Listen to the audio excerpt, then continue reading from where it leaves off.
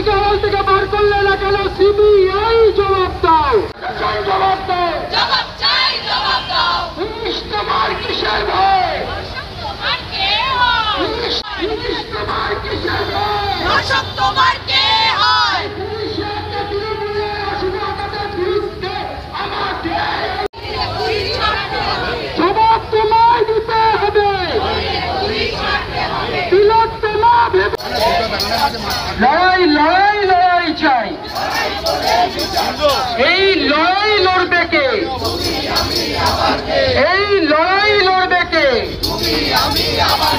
এই লড়াই জিতবে কে?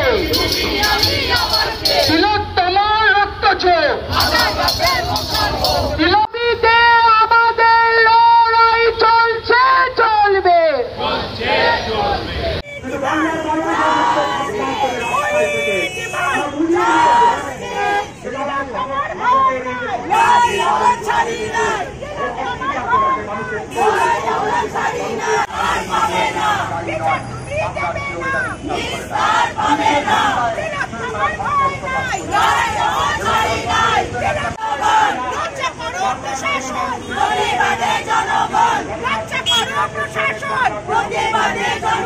হয়েছে প্রতিটি জায়গায় দেখবেন পুলিশের ভূমিকা নিয়ে প্রশ্ন উঠেছে এবং এই পুলিশের ভূমিকা নিয়ে প্রশাসনের ভূমিকা নিয়ে যে প্রশ্ন, এটা শুধু আমরা যারা এই 7 মাস ধরে রাস্তায় আন্দোলনে আছি তারা শুধু প্রশ্নগুলি করছি তা নয়। আপনারা মহামান্য শিয়ালদা কোর্টের যে রায় সেটা যদি একটু দেখেন, সেখানে তার প্রতিটি ছত্রে পুলিশের ভূমিকা নিয়ে প্রশাসনের ভূমিকা নিয়ে প্রশ্ন তোলা হয়েছে এবং তার সঙ্গে এটাও আমরা লক্ষ্য করেছি। রবীন্দ্র রয়েছে, এছাড়াও যেরকম সমাজের বিভিন্ন স্তরের মানুষজন এই নাগরিক মিছিলে যোগ দিয়েছেন।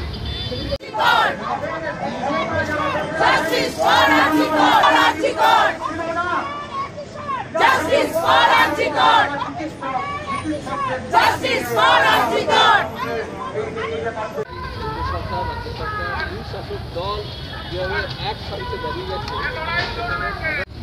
বিশাল কথা।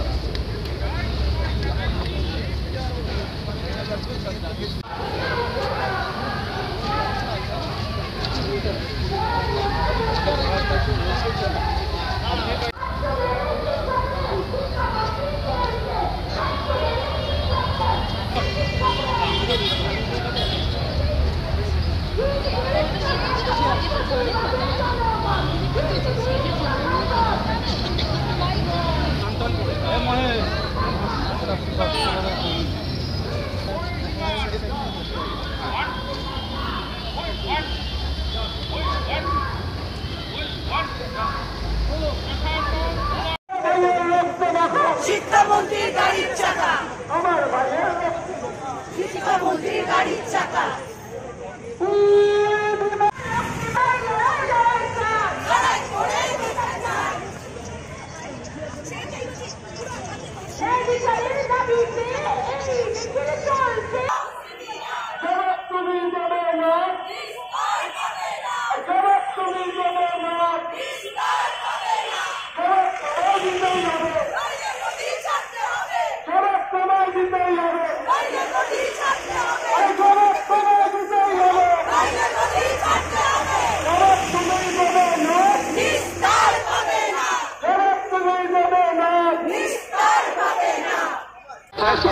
হয়ে গেল, এখনো অধরা রয়ে গেল, পুরোপুরি বিচার পেল না। এখন যাদবপুরে যে কাণ্ডটা হলো, কি বলবে তার জন্য এই নাগরিক? দেখুন, আমাদের রাজ্যে স্বাস্থ্যক্ষেত্রে এবং শিক্ষাক্ষেত্রে যে নৈরাজ্য চলছে তার অবসান চেয়েই আজকের এই মিছিল। 7 মাসেও অভয়া যেমন বিচার পায়নি, তেমনি একই রকমভাবে আমরা শিক্ষাক্ষেত্রে প্রাতিষ্ঠানিক দুর্নীতি দেখেছে পশ্চিমবঙ্গ। সাদা খাতার মাস্টার দেখেছে, কোটি কোটি টাকা কালীঘাটের কাকুর সাহেবের খাটের তলায় জমা হয়েছে, সেসব দেখেছে। কিন্তু যেটা 8000 স্কুল বন্ধ হওয়া দেখেছে, যেটা পশ্চিমবঙ্গ দেখেনি, এই প্রথম দেখলো যে শিক্ষামন্ত্রী একজন ছাত্রকে গাড়ি পিষে দিয়ে, গাড়ি চাপা দিয়ে মেরে ফেলার চেষ্টা করছে।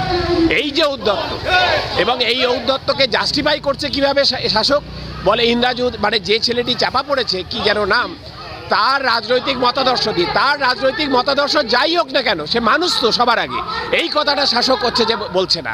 তার 1 বছর আগে হচ্ছে যে ফেসবুক পোস্ট বের করে এনে জাস্টিফাই করছে। 1 বছর আগে যদি ফেসবুক পোস্টে কিছু লিখে থাকে, আপনাদের যদি সেই নিয়ে কিছু বক্তব্য ছিল, তখন বলেননি কেন সাংবাদিক সম্মেলন করে মুখপাত্ররা?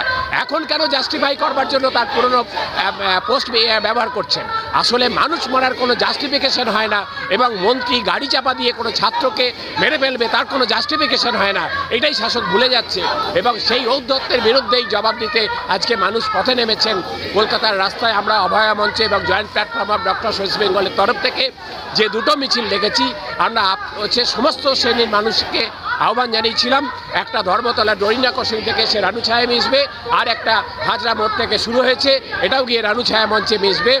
বিশাল মিছিল আপনারা দেখছেন, অর্থাৎ সাধারণ মানুষ, সর্বস্তরের মানুষ, তারা চাইছেন যে এই পশ্চিমবাংলায় শিক্ষাক্ষেত্রে, স্বাস্থ্যক্ষেত্রে এই যে নৈরাজ্য তার অবসান হোক, এবং ভবিষ্যৎ প্রজন্ম যেন ভবিষ্যৎ প্রজন্মের কাছে, আগামী প্রজন্মের কাছে যেন এই বাংলা আমাদের রেখে যেতে না হয়, যেন একটা সুন্দর বাংলা, একটা গণতান্ত্রিক পরিবেশ সম্পন্ন বাংলা, ন্যায় বিচারের পরিবেশ সম্পন্ন বাংলা আমরা রেখে যেতে পারি, সেটাই হচ্ছে মানুষ চাইছে।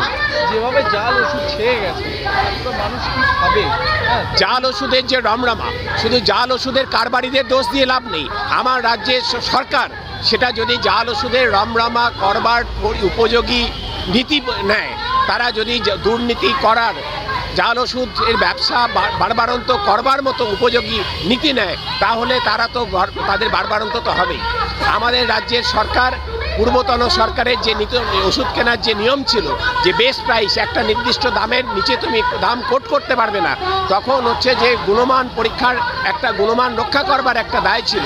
কিন্তু এখন সরকার বেস্ট প্রাইস সিস্টেম তুলে দিয়েছে। এখন যত কম দামে, কেউ যদি 1 পয়সায় 1.5 পয়সায় একটা ট্যাবলেট দেবো বলে, সেইটাই সরকার কিনবে, কারণ সর্বনিম্ন দাম সরকারের এই নীতি। এবং এই নীতির ফাঁক গলে যত জাল ওষুধ, নিম্নমানের ওষুধ প্রস্তুতকারক সংস্থা, তারা প্রতিযোগিতায় টেন্ডার ধরে নিয়ে তারা ওষুধ সাপ্লাই করছে।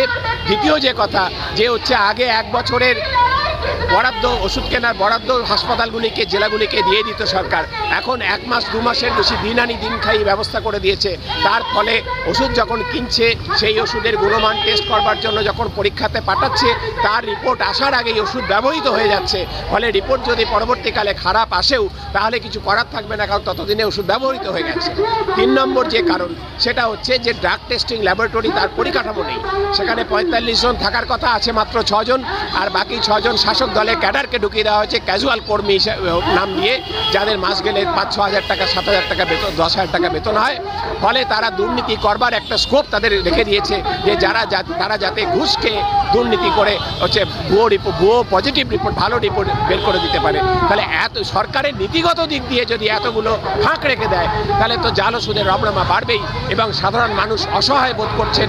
রাজ্যের প্রতিটা মানুষ, আপনি পাড়ার দোকানে যে ওষুধ কিনছেন, সেই ওষুধ যে আদৌ ওষুধ না, চকের গুঁড়ো ট্যাবলেটে আছে, আপনি জানতে পারবেন না। এবং সরকারি হাসপাতালে যে স্যালাইন, আমরা যখন প্রশ্ন তুলেছিলাম স্যালাইন নিয়ে, সরকার তখন সেটাকে ঢাকার চেষ্টা করেছিল, কয়েকজন চিকিৎসককে সাসপেন্ড করে দিয়ে মামনি রুই দাস এবং আরেকজন হচ্ছে সদ্যজাত নবজাতকের প্রাণের বিনিময়ে হচ্ছে যে সেটা আমরা বারবার বলেছিলাম, জনরোষ আছড়ে পড়েছিল মেদিনীপুরে। আমরা বলেছিলাম সঠিক তদন্ত করা হোক, এই স্যালাইনটি খারাপ, চিকিৎসকদের অভিজ্ঞতা ভালো নয়, কিন্তু তারা শোনেনি। আজকে সেন্ট্রাল ড্রাগস স্ট্যান্ডার্ডস কন্ট্রোল অর্গানাইজেশনের রিপোর্ট এসে গেছে, পশ্চিমবঙ্গ ফার্মাসিউটিক্যালসের তৈরি ওই রিংগ্যাস ল্যাক্টের যে নিম্নমানের নন স্ট্যান্ডার্ড কোয়ালিটি NSQ লিস্টে এসে গেছে। ফলে আমরা যে অভিযোগ করছিলাম সেটাই সত্য প্রমাণিত হলো। সরকার শাক দিয়ে মাছ ঢাকার চেষ্টা করেছিল, সেটা আবার প্রমাণ হয়ে গেল।